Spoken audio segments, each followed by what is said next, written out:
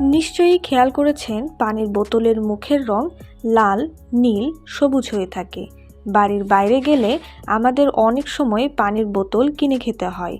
তখন হয়তো এই ব্যাপারটি মাথায় এসেছে অনেকবার, কিন্তু উত্তর খুঁজে পাননি। পানির বোতলের মুখের রঙগুলোর অর্থ কী?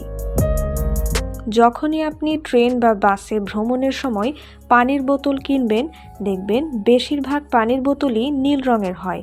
কিন্তু কেন এমন? আসলে এই রঙের পিছনে একটি গল্প আছে। পানির বোতলের ঢাকনার নীল রং ইঙ্গিত দেয় যে এটি মিনারেল ওয়াটার, নাকি সরাসরি কোনো পানির উৎস থেকে পানি ভর্তি করা হয়েছে। এছাড়া অনেক সময় সাদা রঙের ঢাকনা সহ পানির বোতল পাওয়া যায়।